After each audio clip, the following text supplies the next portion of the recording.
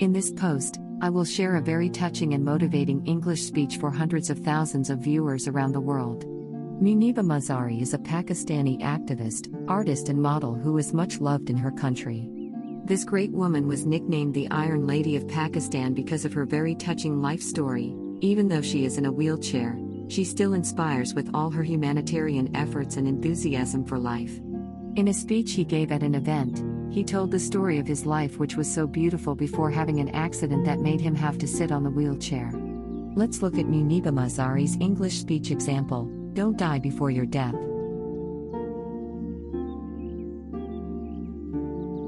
Thank you so much for all the love, for all the warm. Thank you all for accepting me. Thank you very much. Well, I always start my talk with some disclaimer. And that disclaimer is that I never claim to be a motivational speaker. Yes, I do speak. But I feel like a storyteller. Because wherever I go, I share a story with everyone. I believe in the power of words. Many people speak before they think. But I know the value of words. Words can make you, break you, they can heal your soul, they can damage you forever. So, I always try to use positive words in my life. Wherever I go, they call it adversity, I call it opportunity. They call it a weakness, I call it strength. They call me to disable, I call myself differently able. They see my disability. I see my ability. There are some incidents that happened in your life. And those incidents are so strong that they change your DNA. Those incidents and accidents are so strong that they break you physically. They deform your body, but they transform your soul. Those incidents break you, deform you, but they mold you into the best version of you. And the same thing happened to me. And I am going to share what exactly happened to me. I was 18 years old when I got married. I belonged to a very conservative family, a Baloch family. My father wanted me to get married, and all I said was, if that makes you happy, I will say yes. And of course, it was never a happy marriage. Just about after 2 years of getting married, about 9 years ago, I met a car accident. Somehow my husband fell asleep and the car fell into the ditch. He managed to jump out, saved himself. I am happy for him. But I stayed inside the car and I sustained a lot of injuries. My right arm was fractured, wrist was fractured, shoulder bone and collarbone was fractured. And because of the rib cage injury, lungs and liver were badly injured. I couldn't breathe. I lost urine control. That's why I have to wear the bag wherever I go. But that injuries changed me and my life completely. As a person, my perception towards living my life was the spine injury. My backbone was completely crushed. And I got paralyzed for the rest of my life. So this accident took place in a far-flung area of Balochistan where there was no first aid, no hospital, no ambulance. I was in the middle of nowhere. Many people came to rescue. They dragged me out of the car. While they were dragging me out, I got the complete transaction of my spinal cord. And now there was this debate going on, should we keep it here, she is going to die, or where should we go? There was no ambulance. There was one four-wheeler Jeep standing in the corner of the street. They said, put her in the back of the Jeep and take her to the hospital, which is 3 hours away from this place. And I still remember that bumpy ride. I was all broken. They threw me in the back of the Jeep and they rushed me to the hospital. That is where I realized that my half body was paralyzed and half body was fractured. I finally ended up in a hospital where I stayed for 2.5 months. I underwent multiple surgeries. Doctors have put a lot of titanium in my arms, and there was a lot of titanium on my back to fix my back. That's why, in Pakistan, people called me the Iron Lady of Pakistan. Sometimes I wonder how easy it is for me to describe all this all over again. And somebody has rightly said that when you share your story and it doesn't make you cry, that means you are healing. Those 2.5 months, in the hospital, were dreadful. I will not make a story just to inspire you. I was on the verge of despair. One day the doctor came to me, and he said, well, I heard that you want to be an artist, but you ended up being a housewife. I have bad news for you. You won't be able to paint again because your wrist and arm are so deformed. You won't be able to hold the pen again. And I stayed quiet. Next day, the doctor came to me and said, your spine injury is so bad you won't be able to walk again. I took a deep breath. And I said, it's all right.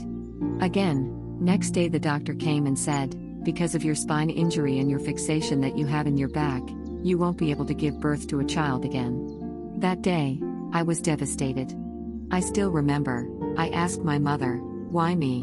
And that is where I started to question my existence. Why am I even alive? What's the point of living? I couldn't walk, I couldn't paint, fine. I cannot be a mother, and we have this thing in our head being women that we are incomplete without having children. I am going to be an incomplete woman for the rest of my life.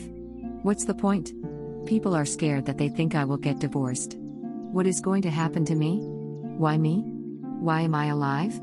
We all try to chase this tunnel. We all do this.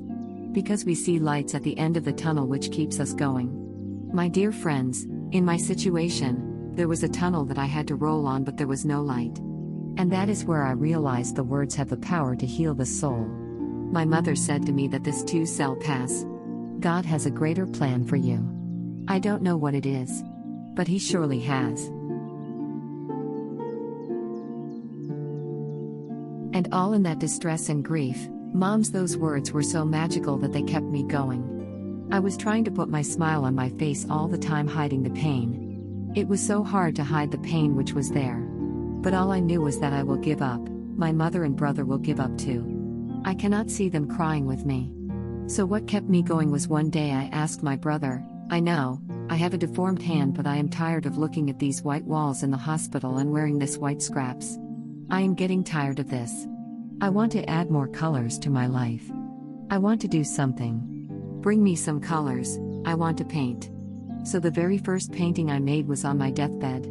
It was not just an art piece or not just my passion. It was my therapy. What an amazing therapy it was. Without saying a single word, I could paint my heart out. I could share my story. People used to come and say, wow, what a lovely painting. So much color, nobody sees the grief in it. Only I could. So that's how I spent my 2.5 months in the hospital. Lying, never complaining or whining but painting. And then I was discharged. And I went back home. And I realized that I have developed a lot of pressure ulcers on my back, on my hip bone. I was unable to sit. There were a lot of infections all over my body, a lot of allergies. So doctor wanted me to lie down on the bed straight. For not 6 months, for not 1 year, but for 2 years I was bedridden, confined in that one room, looking outside the window, listening to the birds chirping and thinking there will be a time when we will be going out with the family and enjoying the nature. That was the time where I realized how lucky people are, but they don't realize. That is the time where I realized, the day I'm going to sit, I am going to share this pain to make them realize how blessed they are, and they even don't consider them lucky. There are always turning points in your life. There was a rebirth day that I celebrated. After 2 years and 2.5 months, when I was able to sit in a wheelchair. That was the day where I had the rebirth. I was a completely different person. I still remember the day I sat on the wheelchair first time, knowing that I am never going to live this, knowing that I am never going to walk for the rest of my life. I saw myself in the mirror. And I talked to myself. And I still remember what I said. I cannot wait for a miracle to come and make me walk. I cannot sit in the corner of the room crying, cripping and begging mercy because nobody has time.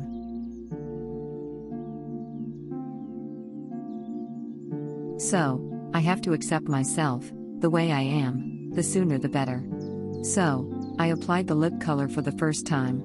And I erased it. And I cried and I said, what am I doing? A person on a wheelchair should not do this. What will people say? Clean it up. Put it back again. This time I put it to myself. Because I want to feel perfect from within. And that day I decided I am going to a life of myself. I am not going to be that perfect person for someone. I am just going to take this moment and I will make it perfect for myself. And do you know how we all begin? That day I decided, I am going to fight my fears. We all have fears. Fear of the unknown, fear of known. Fear of losing people. Fear of losing health, money. We want to excel in a career. We want to become famous. We want to get money. We are scared all the time. So I wrote down one by one, all those fears. And I decided I am going to overcome those fears one at a time. You know what was my biggest fear? Divorce. I couldn't stand this word. I was trying to cling on this person who didn't want me anymore. But I said no, I have to make it work. But the day I decided that this is nothing but my fear, I liberated myself by setting him free. And I made myself emotionally so strong that the day I got news that he is getting married, I sent him a text and said, I am so happy for you and want to wish you all the best. And he knows that I pray for him today. My biggest fear number 2 was I won't be able to be a mother again, and that was quite devastating for me. But then I realize, there are so many children in the world, all they want is the acceptance. So there is no point of crying, just go and adopt one. That's what I did. I gave my name to different organizations, different orphanages. I didn't mention, I am on the wheelchair, dying to have a child. So I told them this is MUNIBA Mazari and she wants to adopt, boy girl whatsoever. But I want to adopt, and I waited patiently.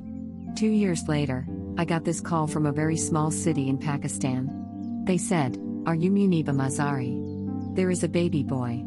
Would you like to adopt? And when I said yes, I could literally feel the labor pain. Yes, I am going to adopt him. I am coming to take him home. And when I reached there, the man was sitting there and he was looking at me from head to toe.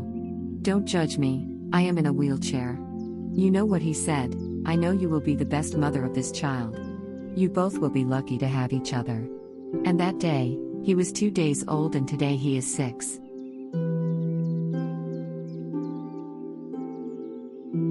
You will be surprised to know the bigger fear that I had in me.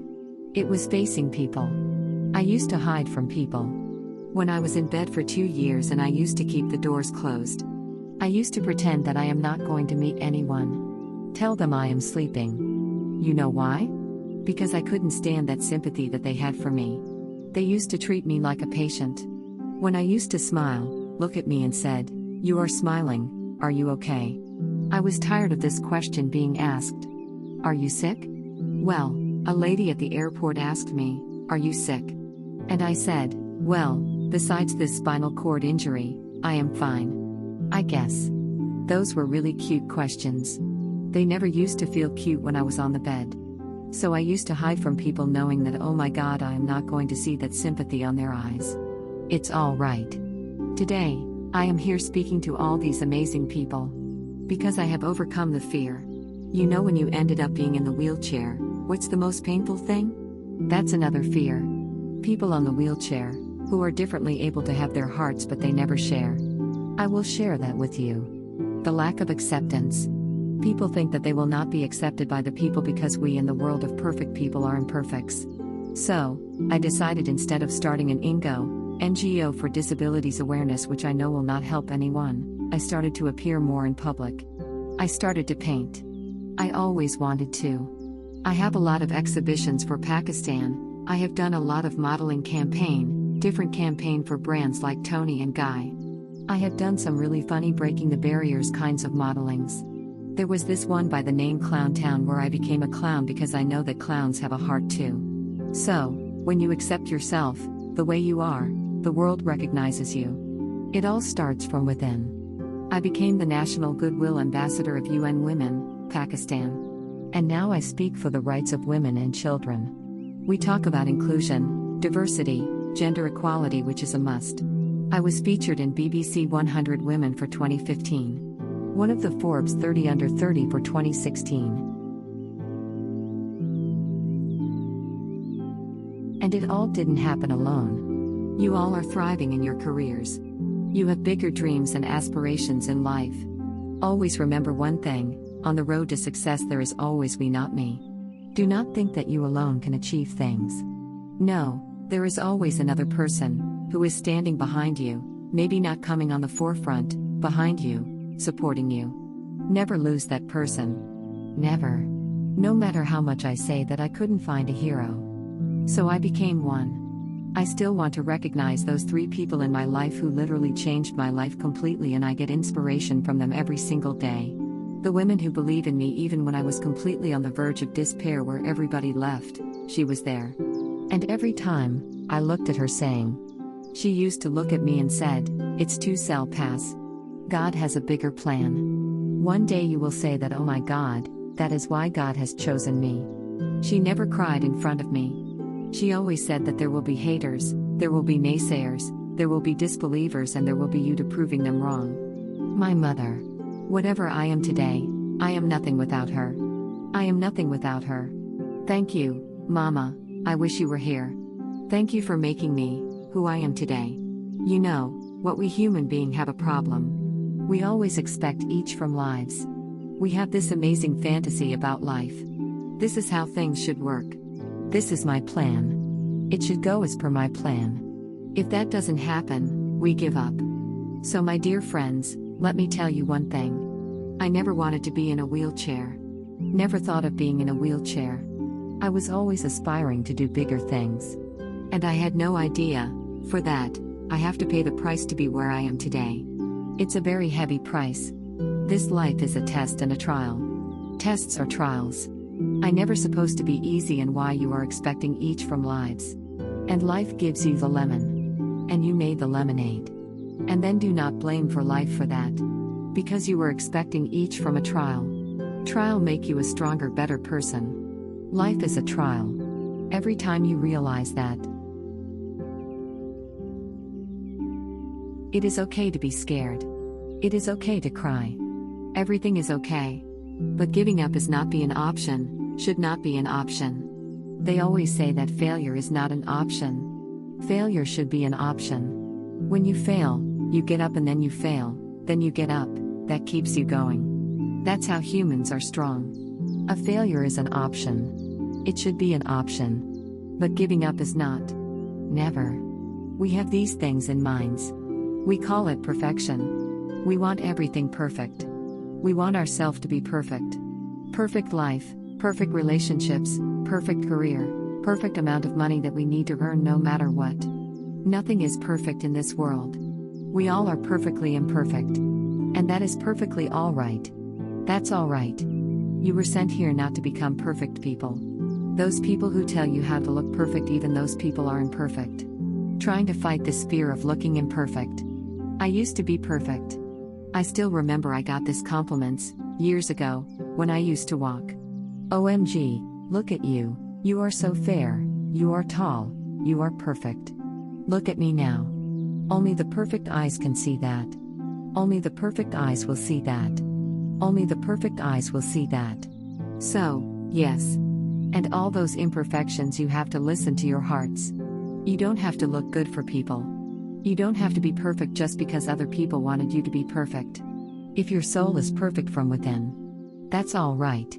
This is all that you want. This is all that you need to be. Our society has made a very weird kind of norms to look perfect and great. For a man, it's different. For a woman, it's different.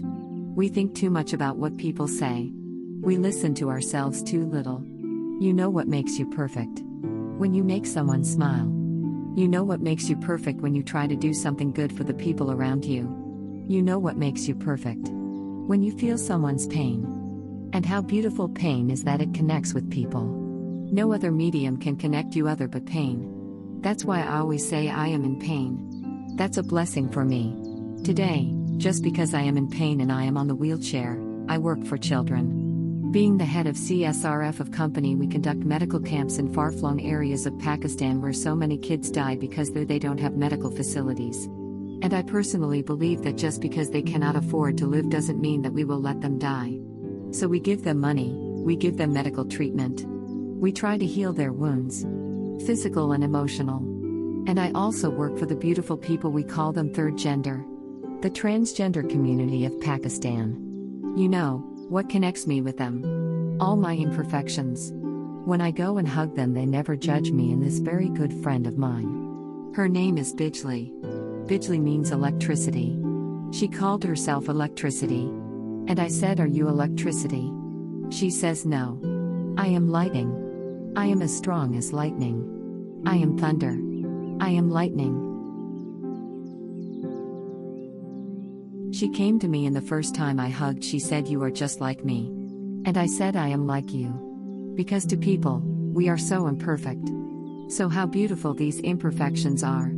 Because of these imperfections, you can connect to people. Then why are we all running after being perfect? What's the point? Every time I go in public, I smile. And people asked me, "Don't you get tired of smiling all the time? What's the secret?" I always say one thing. I have stopped worrying about the things that I have lost, people I have lost. Things and people who were meant to be with me are with me. And sometimes somebody's absence makes you a better person. Cherish their absence. It's always a blessing. I always say that people are so lucky that even they don't realize. You must be thinking, okay, you are lucky in that sense. Well, the breath you just took now was a blessing. Embraces it. There are so many people in the world who are dreaming to live a life that you are living right now. You have no idea. Embraces each and every breath you are taking. Celebrate your life. Live it. Don't die before your death. We all die. We live this one routine of the day for 75 years and we call it life. No, that's not life.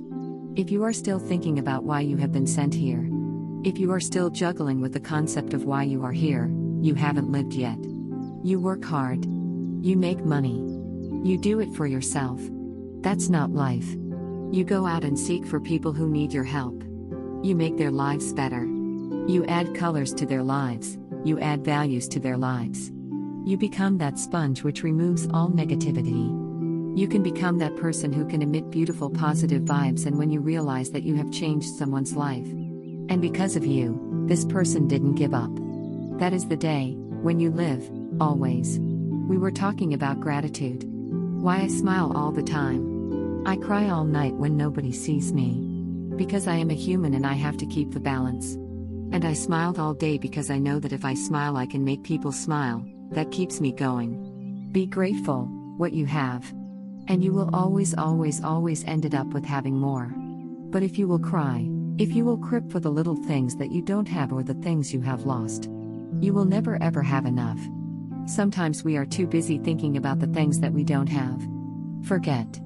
Cherish the blessings that we have. I am not saying that I am not healthy, that makes me unlucky. But yes, it is hard. It is hard when I say I can't walk. It's hard when I say I have to wear that bag. It hurts. But I have to keep going. Because never giving up is the way to live. Always.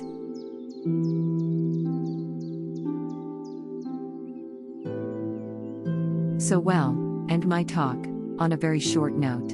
Live your life fully. Accept the way you are. Be kind to yourself. Be kind to yourself. I will repeat, be kind to yourself.